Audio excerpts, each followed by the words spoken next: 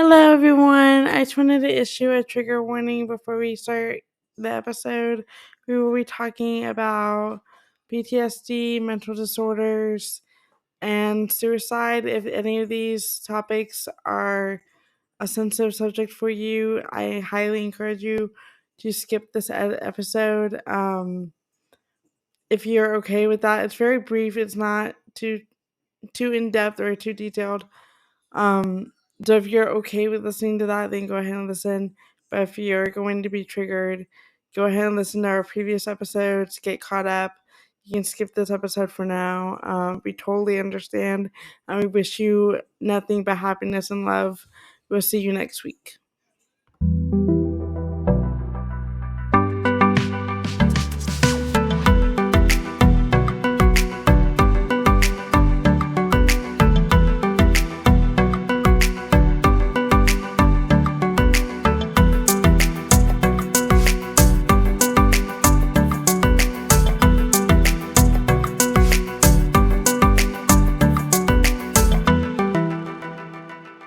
Hey everyone, welcome to the Mental Moms Podcast. I'm Rhiannon and I'm here with my co-host.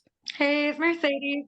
Hey everybody, it's me, Erica. I'm glad you guys are joining with us on today, June 19th, Juneteenth to be exact. So today's a special day. So hey everybody. So thank you for tuning in. Today we're going to be talking about men's mental health because it is Men's Mental Health Awareness Month.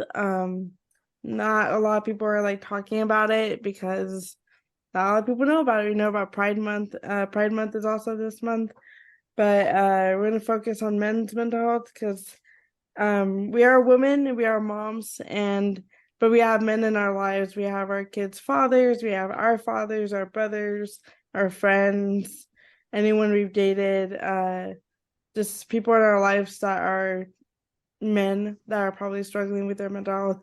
I know I have a handful of men in my life that struggle, and I'm sure that Erica and Mercedes do too. So yeah, we're going to talk about that today. I'm excited to see what's gonna be pulled up. I wasn't aware that there was a men's mental health, but I'm pretty sure like I said on the last episode, on both spectrums, we both have the same issues. So I'm curious to see the facts that you pull up and the statistics and everything in between, that goes along with it. So let's do this. Yeah, that's what I was thinking too when you said that. I was like, wow, I wasn't aware there was a whole month. Like it's, common sense that men stress, but I didn't know there was a whole month about it. So I wonder if men, like, how many men know that they have that month as well? I don't think a lot of men probably do because a lot of men suppress a lot of their feelings and stuff. So mental health is on the top of a lot of men's priorities, which is fine. They have a lot going on. All right, so I'm gonna start off with some stuff. This is some heavy stuff, okay? So be aware. One of the bigger issues with it is their suicide rate. From the Mind Journal, this is about men's mental health. Male deaths represent 79% of all suicides in the U.S. From the CDC, 84 men take their own life per week in the UK. That's from Project 84, and men are less likely to seek help because they're afraid to speak up. Wow, so I didn't know that's a pretty high rate. Like that blows my mind that I've never thought about anything. Like, of course I've thought about it. I've dated men too with health issues and it's just I never thought deeply more into that. I guess just men's and women's mind works so differently. And I've always thought about it though, as far as like my opinion. I know that women we go through a lot, especially as mothers and everything, but I feel like we're more easily to talk about it with our friends, talk about it with somebody. We're more willing to definitely talk about it. Especially like me, I like to get advice from my other friends, other mom friends. If I'm having issues with my kids, if I'm just having a personal day where I just need to talk to somebody, it's pretty easy for me. I'm lucky to have people I can call, but I didn't know that about men, and you know, um, and I never knew like the last part that you stated is because they're like scared to speak up. I feel like that needs to be changed, and definitely we should encourage our men, even if it's our father, like you said, uncles, brothers, friends, to definitely talk if they need to talk to, talk to somebody, anybody, be a friend too to them. If that's your, family and your friend, and you should definitely, be able to talk about things like that.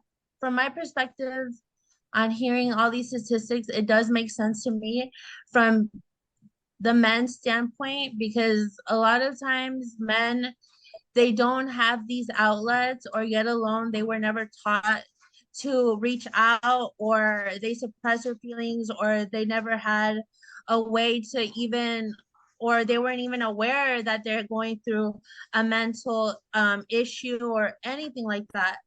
So for example, me, that I've gone to therapy my whole life, my baby daddy, for example, he struggles with it, and I can encourage him to seek help, to seek therapy. And it's something in the mind that sometimes these men refuse to do, yet alone their conditioning. They weren't raised to to talk their feelings, yet alone to see a therapist, or talk about their feelings to anybody.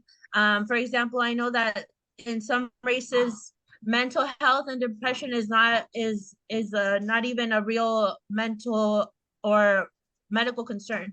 It's just get on with it. You feel down, move on, get up, go. You're depressed, get up and go do something. So some men aren't taught that way.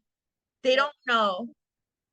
Especially in like older generations. I know even with my own mom, like she'll even say like back in her day, like they didn't have all this like mental illness, like it's more prominent now. And it's not, I don't think that's more common now. I just think people are talking about it more now than they were back then. A lot of people were told, hey, just move along with your life. Like you're suffering, everyone's suffering.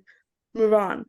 Um, and then like, men were told growing up, don't cry, you can't cry, man up, and you're weak if you do this, and you're weak if you do that. So I'm sure that, growing up they weren't. It could be cultural, it could be their own issues. Also, some men suppress these feelings, like for example, like a good example of a mental health crisis, like Chester from Lincoln Park. He was all the way happy go lucky. He was had a family, on tour, one of the best bands in the whole world, and he committed suicide. And he had all the outlets to talk. And I've met I've met two, three boys in high school that committed suicide. And they were and we were 15, 16 years old, and these boys, rest in. And I went, and I didn't go to my school. It was a little different because it was a more wealthier, more grounded school, to where it wasn't like so much gang issues or anything. It was mostly like problems within families and drug issues and depression. A lot of white kids went to my school, and a lot of these kids, I had one friend, I was 15 and he was 16, 17, and we would smoke after school, and this kid was normal. And I remember that day he wanted to hang out with a bunch of us, and everyone had their own thing that day. We couldn't smoke, or we couldn't hang out in that group that day. And he went home and he shot himself. That's so sad. And and he never. Everyone, we all say, oh, we could have done something. Why didn't we reach out? Why didn't we say anything? How come you never really see the signs, because you're not looking for it, you know? And it's unfortunate like that. I it's sad that I had to go through it. It's unfortunate that I have to talk about it, but it's something that, like, it happens. And It should be talked about.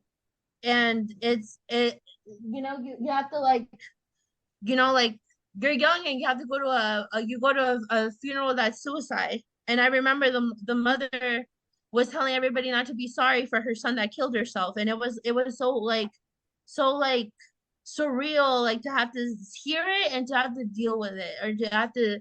Everyone gets traumatized. I guess they said that in the suicide rate, or anyone that commits suicide, that, for example, they said, like, let's say someone commits suicide, it affects like 2,000 people around you that have nothing to do with you.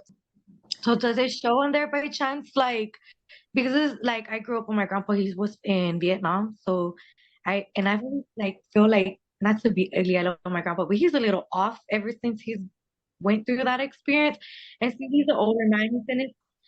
He's in his 80s. He don't have a way to talk about it. He does go to the doctor and everything, and I do try to talk to him about it. But I feel like, he suppressed a lot. Even when my grandmother passed away, he suppressed a lot. So, I've seen him go through losing weight and everything. So I wanted to know, did you see anything about like from the statistics you put up? Does it show like how many of them were like veterans or like?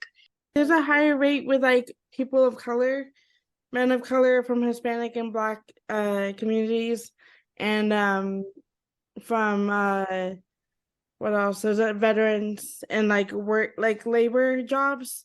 If you're working a hard like physical labor kind of job, and military are more likely to commit suicide.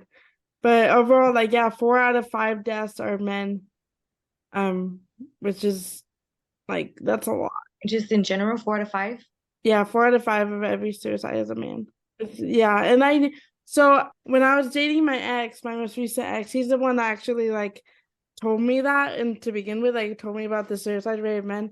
And he struggles. I know that he struggles a lot with his mental health, and he has his own issues. I'm not gonna like blast him on here or anything, but like I know that he has a lot going on, and a lot of it he told me was because growing up, his family was telling him like, man up, you can't cry, like, and like not really like kind of brushing off his feelings and about stuff.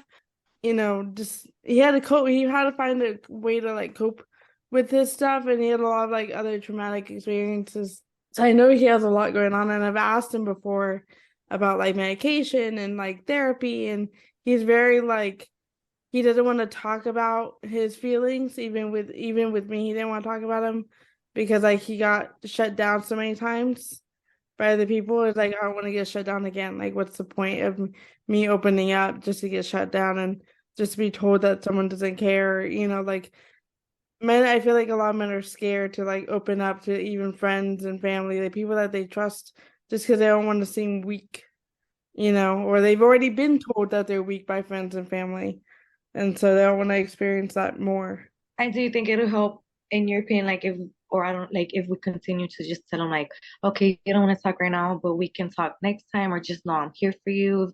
If you need to call, just call me.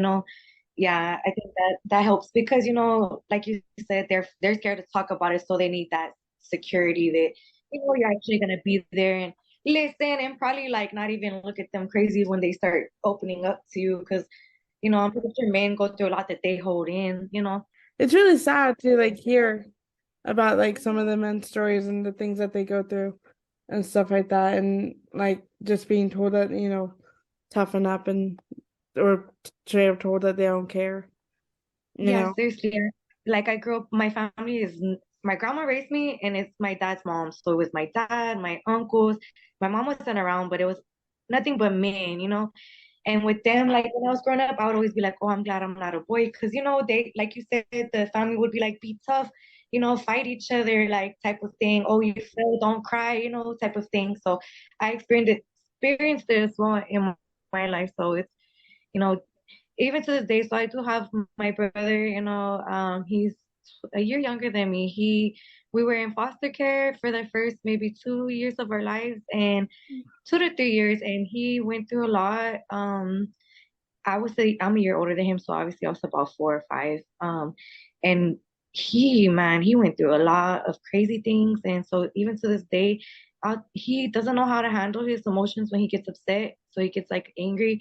But even to this day, I continuously tell him like, I love you. Like I know we went through a lot, but you can talk to me if you need to talk to me. But I honestly feel like there's a lot of things that happened to him that he's just embarrassed to talk about, and he's kind of never gotten over it even to this point because he's never had a chance to really talk about it. But I mean, I I can try as much as I can, but I do always let him know I'm here for him. Like you need to talk, call me type of thing, whatever you need. Yeah, I even tell him to come if he needs a place to stay for the day, whatever the night, he can come over here because he still lives with my family and it's still just all these men there in the house. So I know they don't express or talk, you know, they talk about it the way, a man and a woman would talk or express their feelings like what's bothering you. They just men are kind of more petty. Hmm. Yeah, like my dad, for instance, he has like really bad anxiety, like really bad anxiety. Like his anxiety is so bad that it makes me anxious, like just being in that energy. So like I'm pretty sure he has like really bad anxiety and like probably OCD because he's a hoarder. I don't want to diagnose him because I'm not a therapist, but he is a hoarder, so he has like other issues. And like we'll talk a lot about like he'll talk to me about like my medication and stuff like that because I have like antidepressants and a mood stabilizer for my bipolar. And he'd be like, "Does it really help? Like, how much does it really help? I don't want to be dependent on it. I don't want to rely on it, and I don't want to be like." One of my bigger issues when I first started medication was like, am I gonna be so out of it that I'm not paying attention to my surroundings? And then that's when something dangerous happens to me because I'm not as hyper aware. Because I used to be really paranoid. So he has really bad paranoia. And so he's like, am I gonna like not be as aware and be in danger? And I'm like, no, but like you're still gonna be aware of life's dangers. Like if you have really bad anxiety and depression, you're still gonna be aware of what's going on around you. But I definitely think that medication heightens your life experience because you're not as on edge, you're not as depressed, you're not as anxious. So I'm pro medication and we'll talk about it. And he's never been to therapy or anything, but he also holds down a lot of his feelings. We don't really talk about emotions, with him. He's just like he's a man and How old is your dad? Is he like the older, old school kind? he's 58. Oh yeah. So definitely that's a lot of years to hold something in. And now, like this year, he's been trying to open up about taking medication. Yeah, ever since I got diagnosed with bipolar, he's been more like talking about it and like how does it affect you? How does it work? But he's still never gone to therapy or anything. Which I think men need to go to therapy. I think a lot of men need to go to therapy. And I've known men that do go to therapy, and I know that I can see a difference in them, between the men that go to therapy and seek the help and the men that don't you know. So I think a lot of people need therapy, not just men, but like a lot of people need to like put their pride away. I was gonna say, I think everybody at this point needs to go to therapy. Yeah. In my opinion, sorry, but yes. Um, but yeah, that's interesting. Like, I was gonna say that good that maybe he's at the point where he's realizing like it's too much for me now, like I'm getting older and I don't want to stress about this anymore. So that's good, that he's opening up and he's being open-minded. I've never really had the option of getting on medication or anything, but I am paranoid, like you said, definitely paranoid. But I think more or less because my family, like I've seen people get addicted to certain things, and I don't know if medication like that is addicting or not. So I just never, never. And with that, do you have to like, they start you off with like small doses, and then until it like, because it affect your dad differently or no? Well, he's on medication right now, but like I know that like when I first started my antidepressant, it took me like a week to get used to it because I was sleepy. I was so tired. And it happened to my mom too whenever she got on medication. So it's like I know that you have like that like entry period where you're like adjusting to the medication, but once you're on it, you feel so much better. So much better. It's literally your whole life shifts and it's like a different perspective. And I know that medication is expensive. Um, but there are like options out there to like make it affordable. There's insurance, health insurance and like programs, and the same thing with like therapy. There's a lot of programs like community programs where you can go to like therapy and get it affordable. I had dated a guy about a year and a half ago or 2 years ago, and he was really depressed. And I remember talking to him. I was like, And I was like even like looking up like therapy for him, like in his area, like, hey, this has like it's cheaper for therapy. This is an option. Here's some option for medication and everything. And then the next day, like we were talking fine, everything was fine. And the next day, crickets, nothing for like 3 days. And I was worried about him because like we were talking so good, and the way that he had been talking about depression and how he had been feeling, Mhm. it got me really worried. And I found out I actually like creeped on his Facebook, and I went to his Facebook friends and everything. And I messaged him like, hey, what happened? Like, I know for a fact he didn't ghost me, like I know it's not that. And it turned out he had actually crashed his car into the median, and he was in the hospital, and he had like broken 3 ribs and like totaled his car, and he was like out for like 2 weeks or whatever, and it was intense. Yeah. So was he trying to commit suicide? I think he was. He never said he was, like after the fact that I talked to him, but like based on the discussions that we had prior to like literally a day before that, like it was like okay, like something was up. And do you talk to him now? No, I don't talk to him now. I was just wondering, like, is his mental health doing better? I don't know. I mean, I have him on Messenger, so I see his little like icon sometimes, like he's online. So I know he's alive. He's alive and he's okay. But I don't know like anything personal about him or. And he was a single dad. He was like a single dad. Did he get therapy though? I don't know. I don't know. I have no idea. I hope he did. That's the thing with men sometimes. This is like the opinion that sometimes I guess me a little biased sometimes because women, they're more, well, I can't speak for all women, but they give in more easily to therapy and getting help than a man. Like you could give the man all these options and they could literally be at the bridge of their health because of it and they don't take the therapy. And that's one thing that I could say that I've seen as well. I've seen the men that they take the therapy because people notice it and they said okay, let's try it. Like they get intervened by it, like some by their performance at work or something. And it's crazy because now in these, if you have a good career or any career with all these in California, at least because I'm in California, they offer mental health therapy through your job. Like they want you to be at your best performance. I worked at a hotel and they would offer anyone that had any mental health concerns or anything to like reach out to human resources. So I know that one individual that I knew that his work noticed his performance or the things that he would say, and they said, hey, why don't you get therapy? So he went that route. But then I have other friends that I know that you clearly see that they need therapy and they're like, no, like I just don't want to. Like how she said, like, oh, is the medication, is it gonna be this? Are they gonna do something to me? You know, I've done therapy and I've done psychiatric therapy where you get the medication, like how I told you. I've had anxiety and they've given me with the anxiety you kind of get depression with it. So they gave me Celexa and they gave me gabapentin for panic attacks and they give it to you as needed.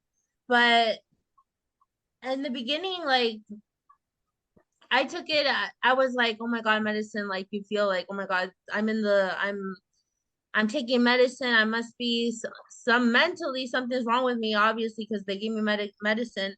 And I would talk about it to these men, and they would say like, "Oh, like I wouldn't. No, I'm not gonna take pills. I'm not gonna change the way I am. Like I'm not gonna. What I went made me the way I am." Or they Mm, have like a back story, like like go yeah. get glasses. Si Dios me dijo que no voy a ver, pues no voy a ver, pues, like that type of mentality. Some of them have that machista mentality, like, and it's sad because I want to say the Caucasians, the white people, they get therapy, My ex was a white man. but also like the conditioning, all that stuff. And no, like he like grew up and he was like raised with 2 sisters. And so he was always like put on the back burner, like the sisters are the priority. Keep the sisters safe. I asked him about therapy, if he would ever even go to couples therapy with me, and he was like, I don't need to be telling people my problems. And like, I'm like, like I don't trust them, and I don't know who, what's gonna happen or what, and so it's just like, I mean, I feel like if they got therapy from another man, maybe it would help. I think also too, the male, and this is also too, the male needs a support system. I know a lot of males that they have their guys, they have their group of guys, and they talk every Sunday around the football table, the football game or whatever sports playing that day, and they talk about everything and everything. And whatever guy thing they talk about, and trust me, they talk about relationships and stuff because I've seen it myself. Like they talk about their family, um, and they they that was, I've seen men have a good support system, and then I've seen men that they're like, I have no friends, I got nobody, I don't have friends, I don't get along with people, I don't do well in groups, I can't go out, I have social anxiety or whatever trauma they go through, so it's hard for a man to do their things, so it's hard. Even for example, my father, he was a Vietnam veteran, and he had the PTSD, and he was in Vietnam, he was in it, and I seen the stories, and the doctors, if you get help in the VA, once again, they have all the resources for free.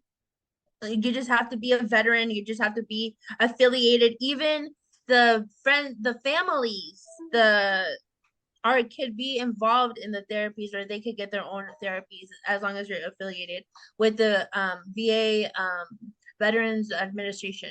So even there, for example, they how I mentioned my dad would drink, they would say, why don't you get help to talk about your feelings, your suppressed feelings? Because my dad, he was a strong man, but he had a lot of trauma in his life, where his from being a child to his whole life, like I want to say his whole life was hard. So he would get therapy, and we would sit there, and I would join him in the therapies, and it's hard. Even and the therapist was a man, and it was hard. It was hard. At the end, he was like, I hate this fucking shit. Like I don't. His same exact words. Excuse my language. He would say, I hate this shit. Like this shit is fucking stupid. And it was weird because he sent me to therapy, and he would say it's stupid to go to therapy. So like I'm like, you feel better once you talk. Maybe you got to write it down, maybe you got to run it out, maybe maybe they need to find a hobby to release the energy if they can't speak it out. But it's hard, and especially when you have a lot of people looking at you because of your masculinity, and they expect all these expectations of you. It's hard. So me as a mom, and I have a son, I try to um with all the trauma that I've gone through in my relationships and everything, I want to say my parenting skills haven't been the best, and they have reached out the resources, and my kids get therapy, my son and daughter, and my little boy gets therapy, and he doesn't have the male figure to tell him how things should be or express or his feelings. So we take him to therapy, we so he could have that sense of approach that he's not by himself, he has a support system, he can talk, he has a safe environment. But even him, my child is 6 years old, and sometimes he doesn't even want to talk about it. He says, "Are we done yet? Are you gonna be done?"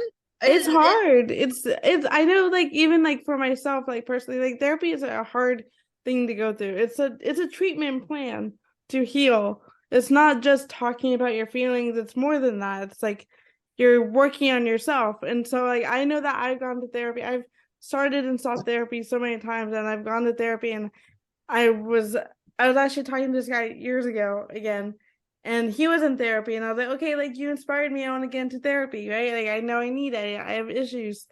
And then I went to therapy, and I started talking to someone, and it was like through BetterHelp, the online therapy. And I was talking to someone, and I don't know, I just kind of had this like I was like, oh, I'm not that bad. I'm not, it's not that, like, I'm not that sick. I'm not that depressed. I'm not that, like kind of downplaying my own emotions, and like I feel like men definitely probably do that too. Like, oh, it's not that important. I'm not that important. This isn't that big of an issue. This isn't that, like everyone around me is living perfectly fine. Why can't I, And so it's like they not only is it like other people like telling them, hey, it's not that big of a deal, but they're telling themselves it's not that big of a deal. So then they go to therapy and they start and they stop and you know, Or some of them don't, they're not even aware that it's an illness. It's a hidden illness. They think that illness, like you have to be sick, like I have to physically sick. They don't see that it's a hidden illness that you don't have to show signs of it. You don't have to physically be there. But yeah, like how you said, like it's a treatment. That's one thing also too, that it's hard because once you get therapy, you have to speak up. It's about speaking up. First, the thing is being brave to speak up your feelings, right? Or say whatever happened to you, or feel the way, feel your feelings, or be the little boy that you were when, and you're 35 years old and you're talking about something that happened to you when you were 5 years old about the Batman or something. Because, for example, I've talked to men and they tell me things like feelings that they had as a child that still hurt them about their red little backpack, or their little something that they took away from them, or they didn't get to personally open, whatever feeling that they have. And it's one thing speaking on it, and then taking accountability for your part and your feelings and your actions, and then what can you do now, and what were your child what can you tell your childhood self now if you were an adult. your inner child. Yeah, your inner child, if you could see yourself now and you tell yourself advice, what would you do? For example, the other day I had a therapy, a group session with a bunch of people, and they had us write about like an addiction. And it was like, for example, they said like pick like, and it didn't have to be like a drug of addiction, it could be like a shopping addiction or anything. And it was like, write a letter to yourself about your relationship with that. and Mhm. and it was like, for me to say like, oh hi, like I'll just say like my vape pen, like, oh hi, um Erica, or hi babe, hey weed, I met you at a tough time in my life, or whatever, and just even sitting yourself and writing that connection, it hurted me, even though it was like so hard. And even with hearing other men talk about like, hey, this is how I felt when I was doing you, and now I'm completely away from you, I'll never do this again, or whatever feeling, or I'm gonna try, or whatever. It's hard to talk about like what you've been through, and then what you could do to make it better, or even if they want to make it better, if they want to even forgive. And that's like a whole, I want to say, it's like treatment. It's like a detox. And you don't literally have to take the detox tea and you're gonna go to the bathroom, but emotionally you're gonna be purging all that out. And some people aren't afraid to do that. They're numb to do it. They don't even want to be touched to the emotion of even talking about it. It's hard. I know that like whenever I talk to my therapist, like we talk about the thing that happened. They talk about how it made you feel. They talked about like, how it relates to the past, and then they have like the treatment plan with like what you're gonna do to get over it, and even like acting it out. Like I have like, for instance, like my anxious attachment style, and if you've listened to this podcast, we have a whole episode on attachment styles. But like the anxious attachments are where like I'm really anxious with other people, where like I don't feel like I'm worth it. I don't feel like I'm this. And so like my therapist would be like, okay, well, like every morning you need to say affirmations to yourself, look yourself in the mirror and do this and like feel this way. And like that's so hard. It's so hard to do, and it's like I can't imagine like someone that's already like, for a man, like if someone's already like afraid to like speak up about their feelings. So not only speak up about their feelings, and then also be like told like, okay, this is how you're gonna like fix that problem, and continuously do the work, consistently and continuously do the work because it's really, really hard. So like if you're a man in therapy, I give you mad props. So do you think that it all comes back to like, not all comes back to, but the way that, because a lot of us are saying like, for example, Erica's stories, the guy was thinking about something that happened in his childhood, about something. Do you think like maybe it's time that we do like start treating men differently and breaking that curse? Because me personally, if you guys were to ever meet my kids, my younger son, his dad is involved 100%. He's such a boy's boy. He's a football. His dad will be like, "Don't cry," in front of me, and I'm like, "That's my baby. Leave him alone." My oldest, his dad is not around, and he's more. He gets in his feelings. If he gets upset, he throws these tantrums. So, me as a mom, I am trying I see the difference, because my oldest doesn't have the father figure, so he's more on his soft side, he didn't have that dad to tell him, no, don't cry about it. He had me, and me, it's like, it's okay, you can talk to me. But even with that, my oldest is going through, I guess, his own little issues as well. But I do try to keep, him and tell him like, hey, you can talk to me. I always tell my kids, especially my oldest, because I love him to death. But in my opinion, because I was a nerd growing up, I can say this, he's a nerd. So nerds get picked on, and because I know I was bullied all through high school. So for him, I'm like, baby, like, is there anything you want to talk about? Because he doesn't tell me anything. And like I said, I'm that mom that's, you can talk to me. I won't get mad. I don't care if it's you like a girl, or I don't care if it's a guy's bullying you or a guy's trying to fight you, or, you could talk to me. And no, everything's fine, mom. So I don't know for real if everything's fine or if he just, it's very like crazy, like to see. And I feel like listening to everybody's story, it just comes back to like the way that men and women's minds are so different, completely different working brains. Like, wow, I wanted to say about like your son, like so my son also doesn't have his father figure, and he's also very emotional, and he's being raised like he has my dad, which is very like distant, doesn't talk about his feelings. But then, and he has me and my mom that are raising him essentially, and we are very, very emotional creatures. We cry all the time, and so like he's very emotional by nature himself, and sometimes I feel guilty because I will get mad at him because I'm like, okay, like this is like you have to, whether you're an emotional person or not, whether you're a man or a woman or whatever your gender, I feel like no matter what, you're gonna have to pick your battles. You cannot waste your years and your energy on everything. So I have to tell him like, okay, like I try to comfort him where the comfort is needed. I'm like, okay, I'm here for you. Like if you're scared, let me hug you. This kid picked on you. I'm gonna go beat this kid's ass. Whatever. Like I got your back. But also then there's other times where I'm like, okay, like, dude, come on. Like, is this really worth your tears? And I'll get on to him about crying in public because I don't, and this is again, whether you're a man or a woman, child, or, older person, I don't think you should ever let other people see you cry. A therapist and your family, and that's about it. Like close friends. But like people that you don't know, people that you don't associate with on a daily basis that aren't your closest family and friends, they don't need to see you cry. So like I'll tell him like you need to get your butt inside and you can cry in I your room. disagree, girl, because I'll be driving around crying in my car, and I know people see me crying, like, what's wrong with this girl? Well, yeah, you're in the privacy of your own car. Like that's them on for looking, but don't be crying in like in the middle of a mall.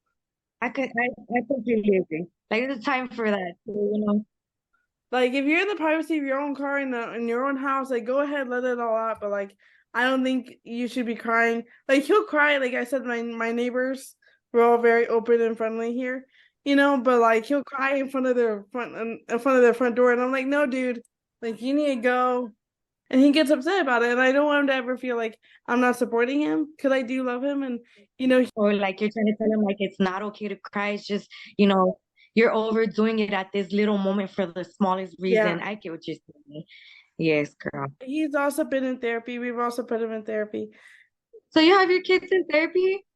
Yeah, I have him in therapy just because he has like really bad. I feel like he has really bad depression, and anxiety, and I feel like it's a lot had to do with like his dad.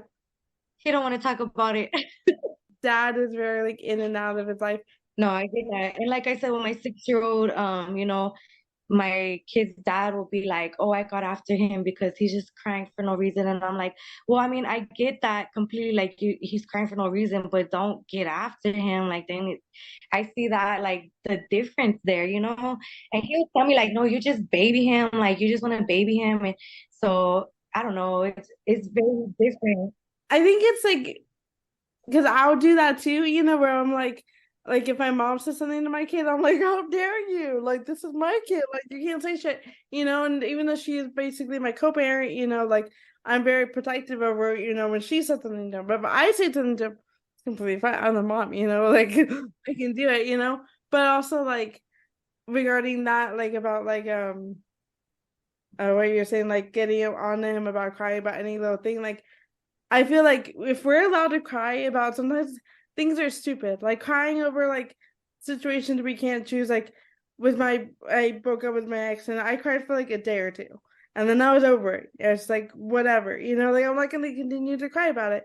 And it's like, but I have feelings too, and my kids have feelings, and you're allowed to cry about things, and like cry about it. And like right now, for her to cry, I would feel like it's like no big deal. It's not like anything big, But someone else might feel differently. Someone else might cry over something for a week or a month or a year. Everyone grieves differently. And children are different people than ourselves. So even if it's not a big deal to us, even if if my son broke something, to me, that's not my problem. I told you not to do that, and you broke it, and that's on you. Don't cry about it. But to him, he broke something that he cared about, or like that's a big deal to him. Yeah. And like we shouldn't minimize their feelings just because it's not happening to us. You know what I'm saying? Like, and I feel like I do that sometimes where I'm like, oh, it's not, what do I care? But you should, and it should be like that with everyone else, like grown adults too. Like, yeah, just like I'm not gonna cry about it, but you're crying about it, and like I care about you, so I should care about how you feel. But that is true. Like it should be if you're gonna cry. That I think I've told that my kids too. Like it's okay to cry about it for a second, but let it go. Like it's done. It's okay now. Like I guess that goes along with teaching them how to like handle their emotions too. So when they get older as adults, how Erica was like, get a hobby or something, like learn how to deal with it. That now it's better for us to teach them, as this generation, teach them how to do that now so they don't get older and they don't know how to do that or don't want to do that, things like that.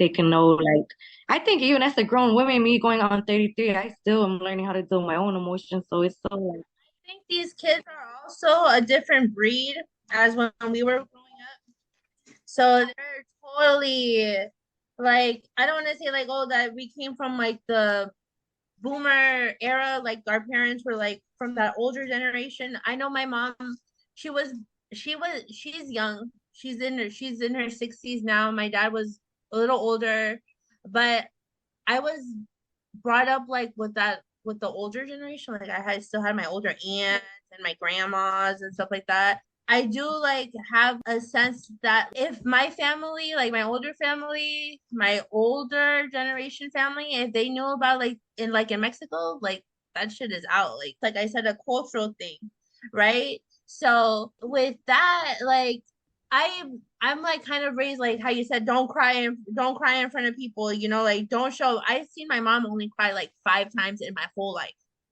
And that's like because someone died or something horrible happened, like real bad. Like it was like I could count the times I see my mom cry. And like my dad even when he was gonna on his deathbed, he said, "Don't cry on my funeral." He's like, "Don't cry." And me as a Pisces, I cry for everything. So, like I'm a natural crier, and I think that was like one of the main reasons that they put me in therapy because I let out my emotions. I'm very animated. Like I'm not mentally undiagnosed with anything, just with anxiety. But just like my emotion, just my form of self, I'm really hyper. I'm really um emotional. So I have to always tell myself like to calm down my feelings, take it down a notch, think 10 times before you say something, and always like let everyone speak, So I have that self-awareness around me that like I know like I am the way I am. But some of these kids now, like my kids, like the things that they do, I can't even comprehend the things that they do because I'm not from the YouTube era. I don't do the tablet thing. I'm used to the kids outside playing with the rocks and making mud pies and playing out there. And I know in Texas, like you said, like we got the block party, the block house, the slip inside house, and I wish we could do. There were stuff like that here, like that we could do. So I try to take my kids out to get as much mental stimulation that they can, and even them with them, like I don't understand half of the things they're doing. So I see this what my kids going through now, and I'm like, damn, it's hard being a kid, even at this level. They went through the coronavirus era. We never did went through that. 9/11 was like our big thing. That was like the trauma for us for that generation right there. But no, this is generation's corona virus. Say it with the YouTube bullying, cyberbullying. You School shooters. they put the picture of the little kid making fun of him because he wore a dress or whatever. He was poor or whatever, and the little kid kills himself in the house. It's so horrible. Like you hear it all the time now. It's just a different breed of everything. Like they're just built different.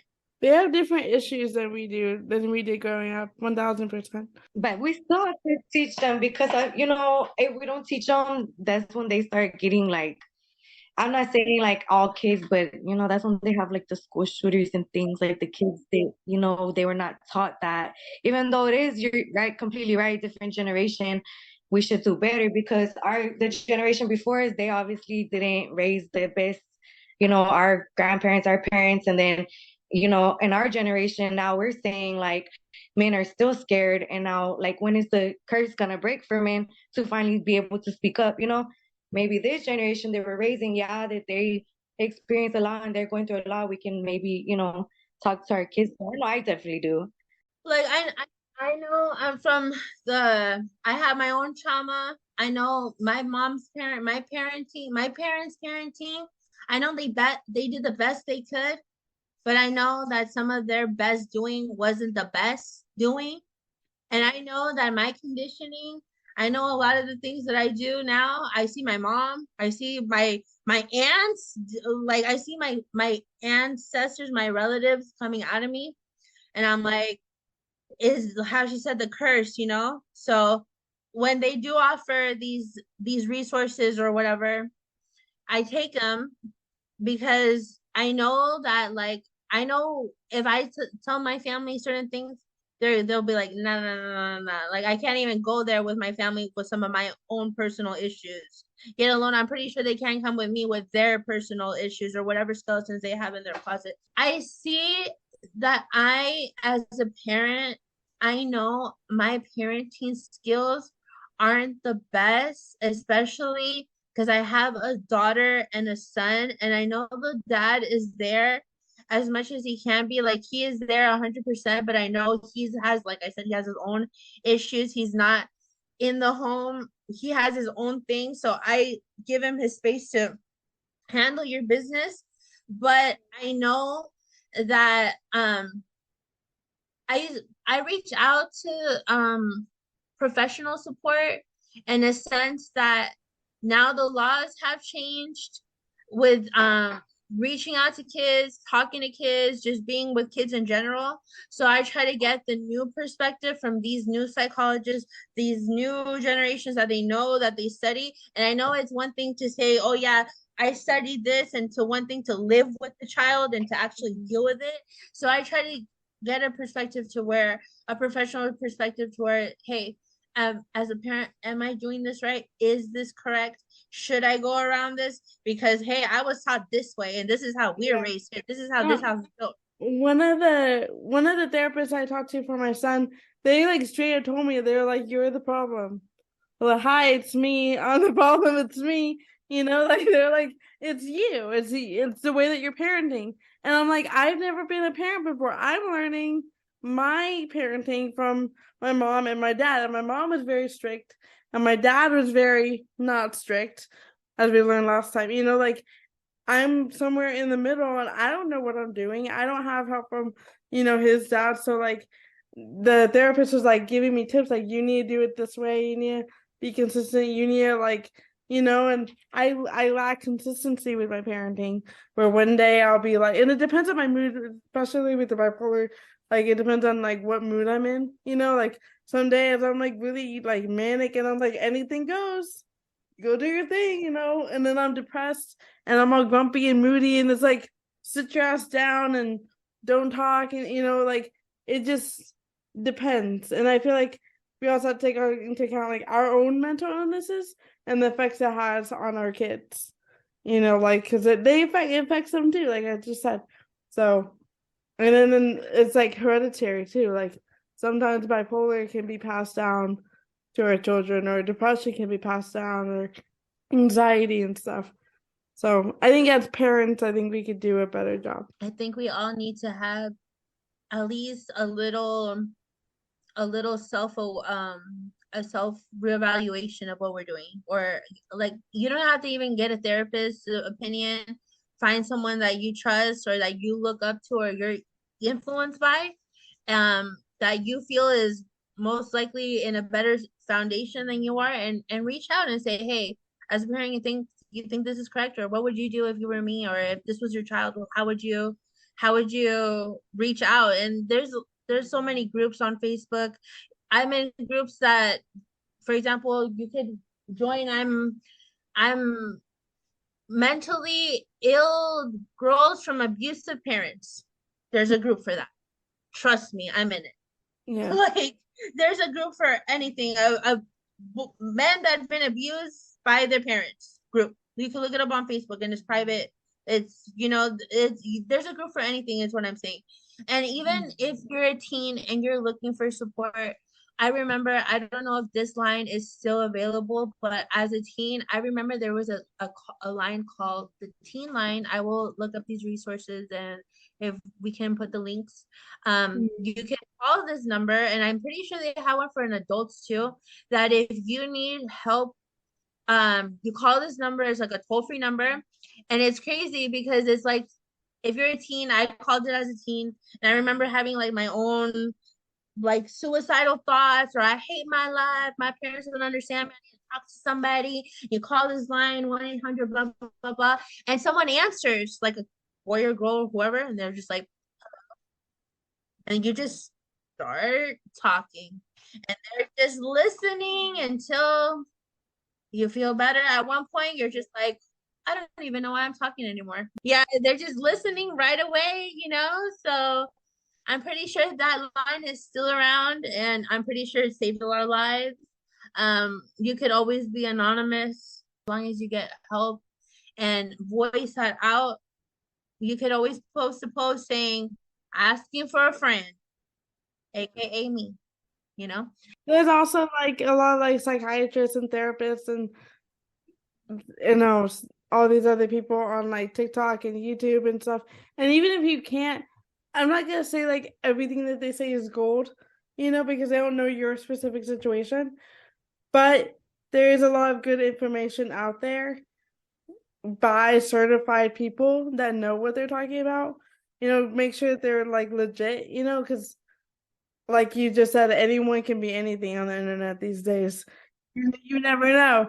But there is good information out there that you can like look up and learn more about how you feel, what you feel, what is this. I remember I used to like send videos to like my friends and my ex-boyfriend and my mom and dad about like my mental illness just so that they could learn about it, like, hey, this is how I feel. This is what's going on in my head. Here's how you can help me, like there's stuff like that out there where you can learn, and it helps a lot with like family. There's books on Amazon for like BPD for bipolar. If you love someone with bipolar, here's a book for that. If you have bipolar, here's a book for that. If you have anxiety, depression, there's books available, there's videos available. Like it doesn't, and if you can't afford medication or if you can't afford therapy because it is expensive, I'm not gonna sit here and be like it's not expensive. But like if you look, it's there. And also if you look in like in your community, I'm sure you can find some community groups that are free. In the community, and also, and if you, I don't know, in Texas, if they have a 211. Do you guys have 211? Yeah. Yes. You could call and you could get mental resources as well. And you could also go to your local city's mental health center. Each city has one. Like I think the one here is like the Los Angeles City of the mental health department, and they could give you free therapy. But like all the listeners here, we can all talk about talking about it and doing it, but you know what? Take a leap of faith of yourself. You know, you are loved, you are supported, your feelings are valid, your feelings are accountable. Um, take the step, and if you feel that you need help or you know things aren't clicking right in your life, there's the support is there for you. I wanted to also add that I'm not sure if these ladies know yet, but we also do have a Facebook group. It's small, it's not big, it's not really active in there right now. But the Mental Moms podcast does have a Facebook group. So if you want to join that, it's for mothers that are struggling with their mental health. I'm sorry, men. But I'm sure that there's groups out there for you too, for men that are struggling. But there's resources out there for Gay man, lesbian, and any form. Also, gay gay mental health, even for the men. That suicide rate is high also. I think I play a big role in a lot of situations in relationships that cause a mental strain. We can be toxic to men as women, and sometimes we need to sit down and think about it, and even our actions, how we portray ourselves, that leads to the actions that men mentally do. Yeah. I know that in my last relationship, I was like, I wasn't as open to him. I didn't like, it took me a long time to open up to him. And so therefore, like, he would try to open up to me, and I had him at like an arm's length, like, he would try to open up to me, but I wasn't ready to be open with him. And so later on in the relationship, like, I was being more open, and he was like, hold up, like, you've already shown me that you're arm's length away. I'm gonna take a step back. And so we weren't even really able to like talk to each other about stuff because we both had huge walls up at the time. So I know that, we've been toxic to men and we've shut them down and stuff. And I just think we can, do better overall for our men and, our fathers, uncles, boyfriends, baby daddies even. I remember one time my baby daddy came over and he was like, I'm really depressed. And I was going through it. I was like really depressed. I was like, I had been calling the hotline and everything like almost every night. And he was not the best partner to me. But he had called me and he's like, I'm really depressed. And so he came over and we talked, and he was like, my girlfriend broke up with me. And I'm like, boy, like, you're really gonna come over here and cry to me about another girl? But I was there for I let him stay, let him cry it out, I let him talk, and we listened to music and we talked, and I gave him advice and stuff. You told him only cry for a little bit and they let it go. Like I let him talk and I let him do his thing, but like, I'm there for the people that I care about. I want to be there for the people that I care about. Whether you're, whoever you are, I'm just that way. I wish I had been better for other men in my life, to talk about it, like my son or my dad or, exes and stuff. But I do try to like be there when I can, be active and aware and stuff. Especially verbally, right? Because man, I think you gotta constantly tell them like, I'm here for you, I'm here for you. You can talk to me. Yeah, I give that reassurance. All right. There's one more part I wanted to talk about. So these are 5 major mental health problems affecting men.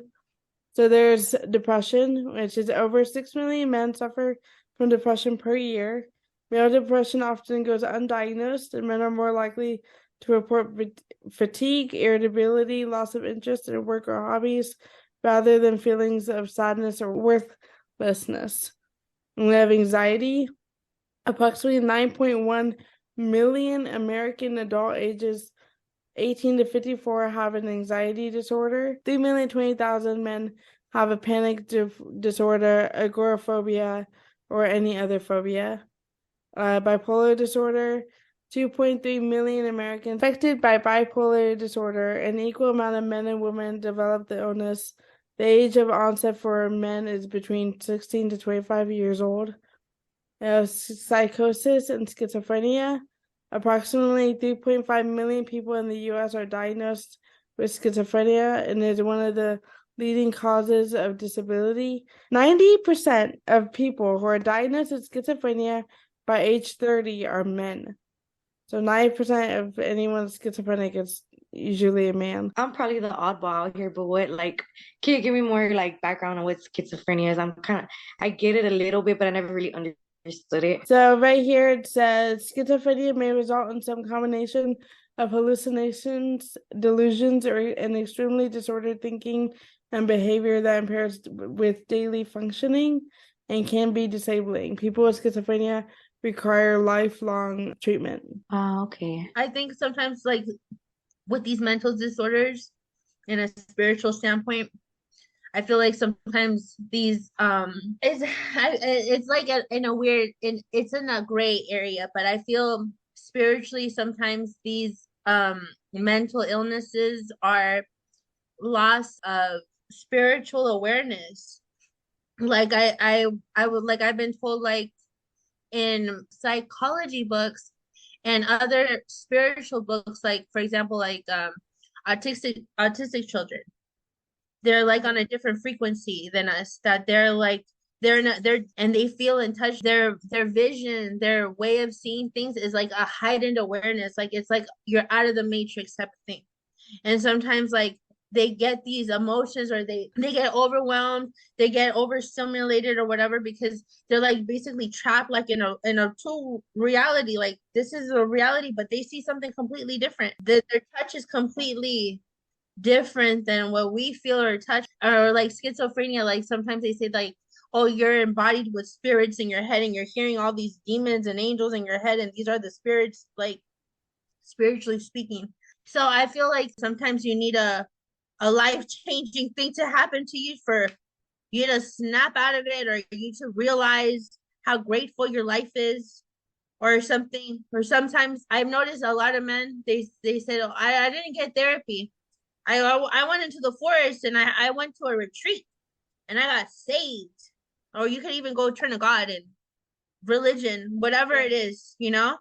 They go. I went and I did ayahuasca, and I did 10 years of therapy in 1 week, and I'm a new man, and I'm saved. I'm great. I'm all of a sudden, you know.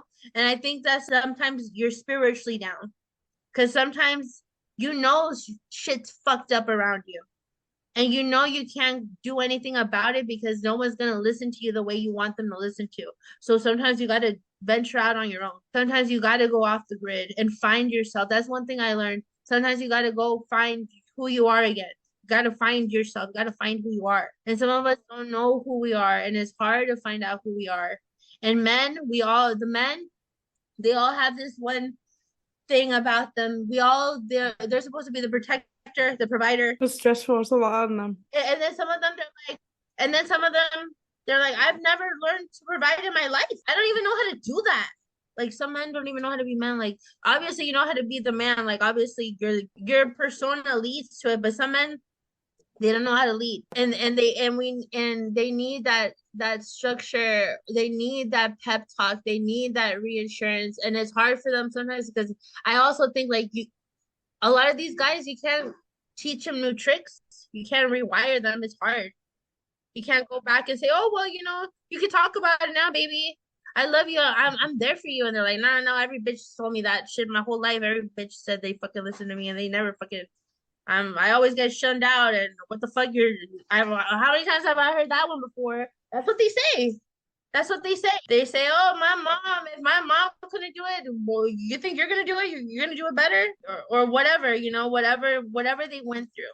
And then some of them, they do. Some of them, when they do reach out, they do find themselves like, I praise them, I commend them, I congratulate them, I'm there for them. It's hard to see a man come out of the shell. It's something like, whoa. Like, and I want to say, like, Beauty and the Beast is a good example. Like, that the Beast was rough the whole time, so later had to learn to humble himself a little bit. But it's not even about humbling sometimes, because the man, he's gonna want to be a man regardless. But when you never had that reaching out, or that even even gateway, it's hard for you to get out. It's like a dog. Like, you're trapped. And sometimes we make our own jail within ourselves because we're afraid. We're afraid to fail. We don't want to come back and say, hey, here we are again. Nobody wants it. Right now, everyone is all about, there's no failing right now. Nobody wants to say they failed. Everyone wants to say they made it. So I'm curious. There's a whole month for men's mental awareness. Is there a month for women's mental awareness as well? I never. There is. I mean, it's good that they have a whole month. Maybe, if we start, not us personally, but we can, of course, also, but start. I wonder if the men know that they have their own months. Yeah, that's what I was gonna say. Like, start encouraging them, start talking to them better. Some women, like you said, we feel like nowadays the men, we look at them and they're like either a fuck boy or this or that, but definitely maybe collectively we just all need to start, treating each other right. Like, especially for, I don't know, but men are lucky if they got a whole month. But like I'm glad that now people are talking about mental health, us included, and opening up the discussion about therapy and medication, and like talking about things, because a lot of things aren't easy to talk about. But like everyone needs to know that they're not the only ones going through something. Like we're not alone. Like everyone has a thing that they're going through. Everyone, there's other people with bipolar, there's other people with anxiety, there's other people with depression, there's other people that are single moms or single dads, or just struggling in general, and like have trauma from their past, and find strength and comfort in the knowing that other people do understand where you're coming from. They do understand your point of view, and they do understand your pain.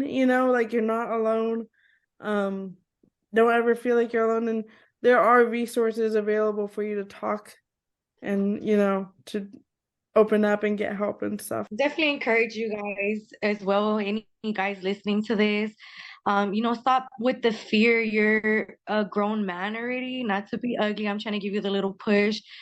We are being held accountable for your own actions. You can't use that excuse anymore. I was a child, this and that happened. Definitely would, in a positive way, encourage you guys to definitely take that leap of faith and, kind of just, if your life is going a certain way and you're noticing, because some people, for example, Erica, not Erica, Liz, how you said your dad is asking you questions because he feels in his own self that something, he needs help. He's getting to that point. So definitely any man listening to this and you feel like you're at that point, definitely look up some resources. In Houston, we do have community centers and in these community centers, they have bulletin boards. They have a lot of information, a lot of helpful things. Join a group. Talk to a stranger if you have to talk to a stranger. You never know, a stranger might be a better listener than your whoever you are trying to talk to, who you feel like doesn't want to listen. Definitely, if we can get those links for the websites you guys were talking about. I forgot what it was about, but that'll definitely help. Also, too, if you are trying to structure your life, or you're trying to set a foundation for your future kids, or whatever situation, or you're coming out of a new shell, a new lifestyle, or you're making a change, right? Always look at who you talk to about your mental things, or any situation, and make sure that you're with like-minded people, and that people that relate to you at your level, or that they're higher level than you that you could relate, that they could come down to your level and relate. I know what sometimes it's hard to talk to people in your own family circle, get along your own town. Like how I said, there's a lot of resources. And men and women, we need to learn to set boundaries and learn to communicate and learn to set our grounds and not bend to sway ourselves, but to be firm in our beliefs and everything that we do and our feelings. And to stop being selfish too. I think a lot of people these days, in my opinion, are so selfish about everything. Like, a woman could see her man, like, see him going through something and still choose not to acknowledge it. We need to, you know, help, like, just in general, show a lot of love, give a lot of love, because kindness, you know, a small act of kindness, you could change somebody's day. And so, yeah, of course. I'm heavy on the don't keep nice, like anything nice that you have to say anything like compliments to yourself. Like if you have something nice to say it. Keep that negativity to yourself though. But like if, I always be telling people like all the time, like you look really good today. I love your smile. I love your eyes. You look really good in that outfit today. Even if it's like a complete stranger, I tell people that all the time. And you'd be surprised. It makes people happy. Yeah, like Erica was saying, like, hang around with people that are common like you, like-minded like you. And if you can't, then be that person. Be that person that's gonna be the one that's like, how do you say, like, you're sweet and everything. So be that kind of person, because it's gonna rub off on other people. And if you're hanging out with, people that are always negative, they're gonna bring you down with them. Lead by example. So if you're all in the healing, if we're all in the same frequency, we're all gonna get there and we're all gonna be at the same level. But mental health is a struggle, and it's also hard when you don't have that foundation.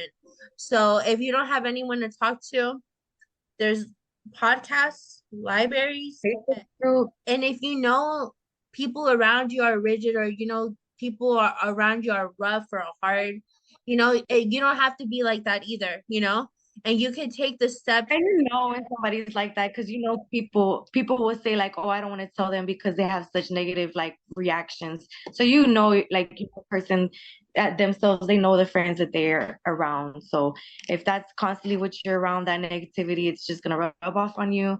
And if you're already having these negative thoughts, you need to get out. Get out of it, find some new friends. So some of us are never. I've been around people that have their own mental issues, and I never had to deal with that issues before, and it's something completely new to me that I don't even know how to approach. Personally, like I don't know how to I can't talk to other people about their emotions. Like I give really shitty advice, but if you want to cry to me and you want to vent to me, I have an open ear and I will let you cry on my shoulder. I can't give you the best advice. And then she'll tell you not to cry. Remember that. Right? Quick. She'll be like, you're done? Okay, that's it. No more. Cut it off. You got 10 minutes right here. Yeah. Right. But I mean, that's a good thing. A good thing to I get what you're saying, Liz, when you say that, but the way you said it makes me. It's all love here, everybody. We're just playing. Yes, definitely. Yeah, and also like for any moms out there, like we're kind of wrapping up a little bit, but like if we can't do anything about the men, do something for your kids. Do something for your. Yeah, if you don't have any men in your life, but you have a son or even a daughter, if you have children in your life, like be supportive for them, be that door, be that comfort for them, because like there's already ugly in the world. There's so much ugly in this world. Ugly going on in the world. The last thing they need is for you as their parent to be another hard person in their life. Like a lot of people are like, oh, I'm trying to toughen them up for the real world. I'm trying to don't do that. They're gonna get enough of that outside. You're supposed to be the person that's gonna teach them how to cope, how to express themselves, to teach them that there are safe people. Like even if someone else isn't safe, they can at least come to you and be like, my mom or my dad is a safe person that I can go to talk to. Yeah, everything else is shitty, but I have someone. I have at least one person that's like, Okay, so another thing I would suggest, if the guys want to go ahead and try it out, is definitely maybe get a diary, not a diary because that's a woman's word, but a journal. So that's new to me. I didn't know. I've never been a write things down type of person.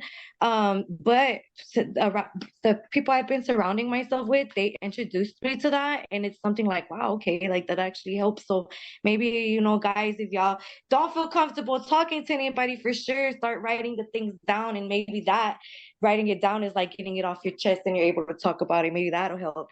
Like Doug, like the cartoon Doug. You Yeah, guys remember Doug? remember that? Your journal. Yes, there you Your go. journal.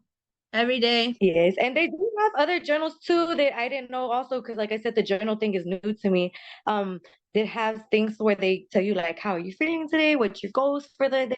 All those apps too. there's apps, there's like CBT apps, which is cognitive behavioral therapy, and there's like they have like prompts in there. It would be like how are you feeling and like challenging your thoughts and stuff. Personally, what I do when I journal is I write 3 things I'm grateful for. If anyone wants to try this, 3 things I'm grateful for. And then I write like affirmations, like positive affirmations. And then the rest is like at night I'll come back and write about my day or whatever happened and like process that way. Usually by the end of it, I'm like, oh, okay. That's why I was feeling like that. Like that's the root cause of my feeling or, whatever. And it really does help. It helps a lot. Yeah. So this I found for me exercise, not I don't exercise like every day, like on a daily basis, but exercising and literally going outside and getting fresh air, like a little 2-minute walk, even though it's hot over here in Houston. Um, that I don't know why it just helps. It I can be so stressed that one day and getting out the house. Another big huge thing for me is laughter. Laugh at yourself, make a funny situation, make a joke, laugh at something old, but laughter gives off that chemical in your brain that just helps so much. Watch what you're watching on like TikTok and YouTube because that shit pays attention to your algorithm. Like, the algorithm pays attention. So if you're watching a bunch of depressing stuff, more depressing stuff is gonna pop up on your timeline. So go look, like, go search up funny videos. Go search up your videos. Go search up like on YouTube. Go search up funny stuff, and more funny stuff, more happy stuff is gonna show up on your timeline naturally. You don't even have to look for it anymore. But like, watch what you're watching because you're soaking in all that negativity. They say laughter in Japan takes away illness. That there's actual rooms that they have like they said that if if you're laughing constantly and it doesn't have to even be like a real laugh, but if you're pushing that laugh out of you, that it builds like these things called happy cells. And that they literally have rooms like it's a different practice in Asia and stuff. Like they're not so much into Western medicine like hospitals how they do here. They go more in a holistic route. But they'll put you like in a room and I my mom used to watch this one channel and it was satellited from Argentina and they would show like weird stuff, but they would show these people in Japan that they would have rooms for them and they would purposely like make them laugh and they had to laugh and they would get rid of illnesses or tenían un tumor or a tumor or something and they laugh, laugh, laugh, laugh and slowly but surely Like the body will start healing itself type of thing. will start healing itself. But obviously you have to eat better, you have to take obviously steps and you're not gonna be laughing all day like a loca, like just healing away illness. But you will have that better effect. Like they say happy people, they live longer, right? And you remember growing up too, like our parents will be like, "Oh, don't do nothing negative," because you will literally. I never got that until now. Like you literally get a negative back when you're doing negative.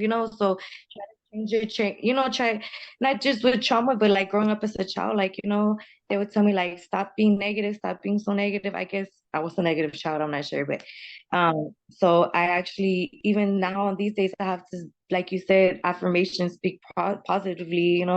Definitely there's a lot of things that men can do. Speak positivity into like other people and into yourself because like that negativity like really dwells in you. Like you gotta manifest that life. You gotta manifest like the positivity. And then like you said, like karma, like what you send out comes back. You're sending out all this negative energy, that's all you're gonna get, to just be positive. Or if you're mad your whole life, when you get old, you're gonna be sick as hell. You're gonna be sick. Like if you see like esos que están margosos like since they were young, like or they say, oh, she was mad her whole life, and like they're sick, like angry sick, like they have like this weird type of illness. And the other podcast, like take care of yourself. But bring that attraction to you. Don't bring that low level mentality. And a lot of us are like, it's hard to not have a low level mentality with everything around us, but you have to sometimes you have to fake it till you make it. And we have to push ourselves to do some of these things, and it's hard. And I keep saying everything is hard. It's easier said than done, but we have to have that positivity around us. There's 100 ways to get home. It's hard, but it's not impossible. It can still be done, and it's just a lot of just it's a lot even for men. I feel like since they don't get to talk about it, and women, like, I don't know, I've always kind of compared us with men as far as like they don't have, not up until today, of course. I've always felt like women carry more on their shoulders, because they're the moms who, they're the like the essential parent, basically. But to think about it, we do are able, I don't know about all women, but I feel like women deal with the emotions easier and better than men. Um, but I've always in back of my mind compared the two as far as like how men take their stress, because I know a lot of men that I've met, they stress and they drink a lot, a lot of alcohol in their lives. I don't know about all women, but I know me, like I start stressing, I start smoking a lot of weed. So we have different ways of handling it. Um, but yeah, that's crazy. What was I gonna say? I'm sorry, I lost my train of thought. What was I gonna say? But definitely it's hard, but it's not impossible. We, there's so much help that we can get. And like I said, from here forward, we need to just encourage the men to stop. I don't want to say be scared, because they're not gonna admit that they're scared to talk about, their emotions and their stuff, but definitely encourage them and push them, maybe uplift them in a positive way. So maybe generations to come, it'll be a little bit different, that'll be nice. And that all comes back to me saying like show as much kindness as you can. If even not to male, maybe to a woman, and the woman's gonna tell her husband like, "Oh, this lady was so sweet to me." Maybe it'll touch his heart, and things like that. Definitely. And if you're not coming from any type of mental health background and you live the golden spoon life and everything, I salute you too. Teach us how it's done, and and show us how to be you. When we grow up, we want to be like you, right? So throw some tips that we don't know that could show us the secret. Honestly, I don't think there's anyone with the golden spoon like that, that doesn't struggle with something. It's just people who hide it better. I feel like it's just people who know how to hide themselves better. Show love, show kindness. Show, be understanding of each other. Definitely be understanding of each other, because like, everybody, I think we were talking about this earlier, everybody is going through something. It's not one person that is perfect and doesn't have no problems. So everybody here is going through something. So just be mindful, of course. You could be having a bad day, and you take it out on somebody else, and you know what kind of day they're having, and that it could affect them negatively. Things could happen. So just be mindful, understanding, show a lot of love. Like I said, I feel like the man is their time to step up and take accountability for, I don't want to hear this, oh, I was a child and I was this and I was that. And come on, like we all were children. We all got raised and treated differently. Women are, shout out to men. We love you. We pray for you guys, and we hope that you guys find the help that you need and understand, and really do believe that there is people there for you, whether I know it might not be the immediate person that you want it to be, but there's other things, other people other resources that you guys can definitely, and we do encourage you to check out if you're feeling some type of way, with mental health. Mental health is real. It's not a topic that a lot of people like to talk about, but we are open to the topic. And like I said, it's we want to just show you guys love and be kings and live your lives and do your best you can and understand that nobody's perfect. So it's never going to be 100% the way you want it. But as long as you're keeping it positive and always remember to keep it positive, then you'll get positive back. And that's what I truly believe. So that's the last thing I wanted to say for you, for the men and the mental health. Women go through it too as well. So you're not alone at all. So just if you need any encouragement, or if there's anything else that any guys out there listening to wanted to touch on specifically, reach out to us and let us know. And let us know if this helped you guys. So I'm hoping that men are listening to this podcast and you guys get some information or a little bit of feedback from our perspective, and I hope it all resonates with you. But for the women that are listening to this, be mindful of yourselves when it comes to these masculine energy and these men, and how just you approach men in general, because I'm pretty sure it's going to be mostly women listening to this. So I hope you take what we said into consideration and take it and move forward with it and use it to your best knowledge in your everyday life. And if you have your man or your child and you see these mental issues, try to reach out, try to take your part, try to be a pillar in the situation to make the situation better. And I hope everyone gets the help that they need. You are not alone. You are not alone going through your situations. And I'm sure you could get the help you deserve, and you could get the approach you need, and you could find the happiness you need. And no one is ever forgotten. And you are loved. And if you don't feel loved around you personally, trust me, someone there is watching you from afar and you are loved. Just know this, you are not alone. Yeah, so that's our episode. We have lots of love for you, men. We're here for you. If you're a woman listening to this, make sure that you're there for your men, like Erica said. Be there for your children too. If you need to put them in therapy, there's resources available. We're going to link some resources down in the description box of the YouTube video or the Spotify, wherever you're listening to this on. That way you can just click on links and get the resources that you need. Be sure to follow our Instagram page. I think it's the Mental Moms Podcast on Instagram. We also have a Facebook page, which is at the Mental Moms Podcast also, and we also have a Facebook group that is in there. I think yeah, we'll link the group also on the Facebook page, on the Instagram, and on the information for this episode if you want to join our group for mental moms. Yeah, and that's about it, y'all. We'll see y'all next week, or we'll talk to you next week, and be sure to leave us a comment down below if you haven't, or on our Facebook page. Leave us a review, let your friends know, tell your mom, tell your sister, tell your bestie, tell your sister, tell your dad, Tell your neighbors, tell your dog. tell everyone that you know.